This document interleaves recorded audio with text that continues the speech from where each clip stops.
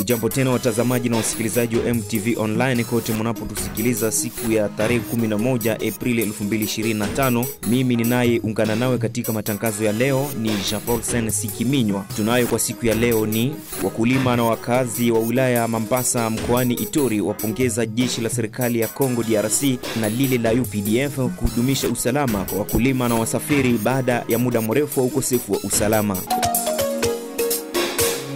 Erasto Sivi wa Marcel ndilo jina langu. Kwa sasa wilayani Mombasa tunaendelea vizuri.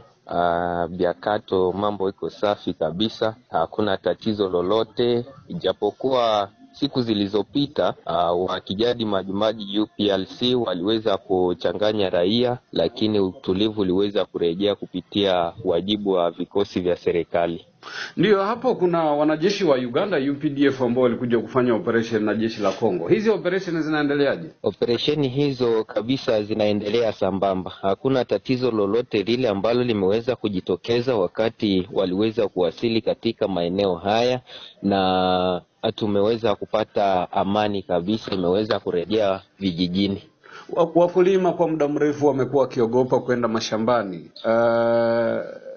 Kuogopa kuuawa. Ukiangalia maeneo haya Biakatwa, maeneo ya Mangina na maeneo mengine, kwa jumla wakulima wanasemaje? Kwa ujumla wakulima wameweza kuingia mashambani mwao na wameweza kushukuru sana jumuiya ya vikosi vya serikali na lile la Afrika Mashariki ambalo limeweza kuwasili katika maeneo haya, na watu wako wakivuna mazao mengi. Najua katika maeneo haya watu huvuna zaidi sana mazao ya kakao, na imeweza kuonekana hakuwa raia wameweza kupata tulivu, basi wako wakijielekeza shambani bila tatizo. Afrika Mashariki ni kusema nini?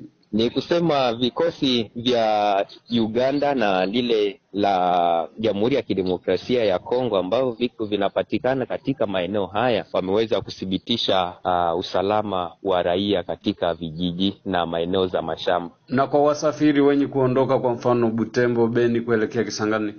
Wasafiri wanasafiri bila tatizo, na watu wako wakisafiri saa za usiku, mchana, ijapokuwa hitilafu mbalimbali za barabara ni mbovu, lakini wanajitahidi sana kuelekea maeneo wanakofika na wanaelekea maeneo wanakoenda kwa mrazi wakiwa tulivu kabisa bila madhara yoyote. Mashirika ya kiraia mkoani Ituri yafanya kikao cha dharura kuhusu usalama mkoani Ituri. Kikao ambacho ilikuwa ikifanyika Bunia hapa Ituri ni kikao ambacho ilikuwa ikitayarishwa na shirika ya la raia ama society civil. Alafu wakati wanakuwa wakiendesha hizo kikao walialika shirika zote za Ituri, mashirika za vijana na shirika za kijamii mbalimbali za Ituri.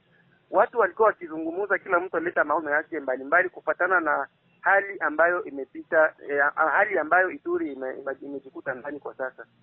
Na kwa jumla wanasema nini? Wao wanasema kwamba wanashangaa sana kuona government ya Jamhuri ya Kidemokrasia ya Kongo haijali na mambo ya Ituri. Haijali kabisa na kuona mateso ya watu hapa Ituri. Alafu wengi wao wamesema ni muhimu kuona Ituri kamati hatua ya kutosha ndani ya mipango mbalimbali ya Ituri. Kwani kama watu wanakuwa wakikufa Ituri, watu wanakuwa wakiuliwa Ituri, nyumba kulunguzwa Ituri, mali ya watu kuporwa hapa Ituri, inakuwa sasa kama jizi watu wa government nasema ni mambo ya watoto wa Ituri, inaomba wa Ituri wao wenyewe wamalize hiyo shida. Na ni hiyo inaleta woga katika watu ambao katika makabila mbalimbali hapa Ituri. Lakini kuna miradi ya maendeleo imeendelea katika mji wa Bunia, kwa sababu tumeona gavana akipita mtaani kuonesha kwamba wametengeneza barabara. Kuna miradi ya kujenga barabara ambayo imeendeshwa zaidi kilomita 17 za asphalt ama goudron. Inakuwa zimefanyika hapa Ituri, ama uwanja wa ndege inakuwa vile kazi zinakuwa zikiendeshwa, wanakuwa wakiendesha kazi nzuri kabisa. Kuna vile university ya serikali hapa Ituri ama Inibu inakuwa vile kijengwa, na inawaza kwamba kazi zinakuwa zikienda kuisha sasa. Na wakati wa sasa tena Ituri imefaidika na 31 ya kilomita ya goudron. Alafu shirika ambayo inakuwa ikiendesha hizo kazi hapa Ituri, Mogabaho, inakuwa ikiendesha kazi, alafu shirika la raia na watu wengi wote wa Ituri wanaona kama kazi ambayo inakuwa ikiendeshwa na Mogabaho si sema kabisa. Wao wanaomba ya kwamba government ama viongozi wa serikali wakamate kwanza hiyo kilomita ambayo inakuwa ikisha kuwa tayari, wailete kwanza officiellement na viongozi, kisha hiyo kilomita 31 ambayo wanaleta vile, watafute shirika zingine ambazo zinakuwa na hiyo pouvoir na hiyo experience ya kufanya nini, ya kutengeneza barabara. Mogabaho anasema wanatengeneza barabara vizuri na hata uwanja wa ndege wa Bunia. Wanatengeneza barabara vizuri, lakini kwa sasa ukifika ndani ya Bunia utaona kwamba wanakuwa wanagombesha kabisa barabara. Wanagombesha barabara na kuwa naleta madhara nyingi, naleta maaksida mbalimbali ndani ya mji wa Bunia. Watu magari hazipate wakati ya kufichana mzuri kati ya barabara. Na ingine wakati barabara inafanya miezi 6 unaanza onekana mamistari mbalimbali ndani ya barabara. Barabara wanaanza ikia wanaanza kukole barabara na alafu hajafika mwaka mmoja. Na ninaleta maono kwa society civil ama serikali ya raia kukamata hatua ya kuweza kulevea ile bakosa. Wafuasi wa Rais Mustafa Joseph Kabila waendelea kutetea msimamo wao kutoshiriki katika serikali inayoandaliwa na utawala wa sasa. Maneno yanayozungumziwa kwamba patakuwa serikali ya mpito ya muungano, hatujui yanatokana na sheria gani ya Kongo, kwa sababu rais aliyopo sasa ametoka kunyakua mamlaka kwa uchaguzi kwa 7% zaidi. Sasa ana control saa hii bunge. Ana karibu ya 450 ya wanabunge juu ya 500. Ana wa senate karibu 100 juu ya 112. Anakuwa na court kuu. Kila chochote anatawala. Hatujui kusema anatafuta kufanya serikali ya muungano, anaogopa nini, anatafuta nini? Sababu kikatiba anatawala, ana mamlaka yote. Sasa hii uoga anakuwa nayo, hatujui inatokana na nini. Ndio maana sisi tunafikiria kwamba kisheria hatuwezi kuchangia ule mchanganano wa wale waliweza na sisi ambao hatukushiriki uchaguzi. Sababu kwanza ijulikane kwamba sisi PPRD ya Rais Mustafa Joseph Kabila Kabange hatukushiriki uchaguzi. Tulilia ya kwamba huu uchaguzi unatembea vibaya, sisi hatumo na wala hatukuorozeshwa, alafu tutakuja kuchangia serikali yake kama nani? Sababu sisi hatukuorozeshwa. Na tulipinga ile mwenendo wa uchaguzi. Kama anatafuta kufanya serikali ya muungano, ni kusema tulisema kweli ya kwamba tume huru ya Bwana Kadima ilikuja kuiba wakongomani. Ni ile sasa mwenyewe anatafuta kutamka na wakongomani bado hawajajua. Na sisi tunachunga aifikie. Tukitoka Kivu Kaskazini tuungane naye Thompson Unji kutoka Kivu Kusini kuhusu matokeo mkoani humo. Kufikia mchana wa Alhamisi Aprili tarehe 10 mwaka 2025, wazalendo wamekomboa miji zaidi ya 10 iliyokuwa imedhibitiwa na M23, AFC na RDF. Wazalendo wamejifunga vibwebwe, vitimbi na masoga tangu mwanzoni mwa juma hili na kuwatandika M23 hadi kupata kizunguzungu, wengine kupoteza akili kwa mawenge ya risasi za waza. Mapigano yanaendelea hadi muda huu tunaopanda ewani katika tarafa la Kale, ni mkoa wa Kivu Kusini mashariki mwa DR Congo. Makamanda Mahigi Maguru wa kundi la APDC-RAD, Kirikicho Mirimba wa Kopako, naye mtahalam Haguma Mike wa MCDPIN. Wazalendo wanazidi kujikusanya ili kuhakikisha wamekomboa miji yote ya Kivu Kusini. Alexi Mwamba Dunia ni mratibu wa vikosi vya wazalendo Kivu ya Kusini. Sisi wazalendo tunapigana vita haina tatu.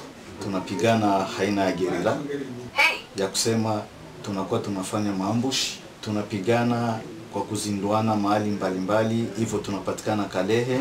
Huko kulikuwa ngome ambayo iliombwa tuivunje ili tupate namna kusonga mbele kwa kukamata uwanja wa ndege wa Kavumu ili tuingie Bukavu. Na ndio tuliamuru vijana wenye kuongozwa na Jemadari Kirikicho Mirimba Mwanamai, ambao anaongozwa na mimi Alexi Dunia Mwamba na Jemadari Mike, nikawapa. Huyo Mike ni Foka Mike? Hapana, Foka Mike. Yule ni Mike wa ngambo nyingine. Naam. Ambayo anapatikana Kalehe. Nikawapa mpango wa kufanya kazi kwa kugomboa hiyo ngome. Kasema tuvunje hiyo ngome, tupate nguvu ya kuingia Nyabibwe ili tupande mara moja kuingia Katana, Kavumu kwa kuja kutega mji wa Bukavu. Vijiji vya Lemera, Bushaku ya kwanza, Bushaku ya pili, Nyabarungwa, Mwami Ijwi na Chizi, kama anavyoeleza mwanamama huyu akiwa katika mji wa Kalehe Kati. Jana hapa mjini Kalehe wazalendo walipigana kabisa, vuta ni kuvute kwenye vilima wanaita Lemera, Bushaku, kule kote kabisa kupanda mule mvilima kule walipigana sana. Alafu mchana kutwa walifika kiangu ya saa 10, yani seze, na wangali wanapigana tu. Tware wakutoka kule ngambo ya Malumbishi, wakutoka Mwaipo ya Nyabibwe kule Mashanja, huku kote kabisa kutoka kule Wazalendo wamekomboa pia maeneo ya madini ya Lumbishi, Igali, Bishaka, Shanje, Tambombo, Kafula na Katale. Jumla ni miji 12 ambayo imekombolewa na wazawaza. Hapa tumekuta wazalendo wakiwa kwenye foleni, wakihapa kamwe udongo wa mababu zao huwezi kuchukuliwa. Wabele Yabako kuna biso. Kutoka Nyangezi, Thompson Unjibata Ngalo William wa MTV.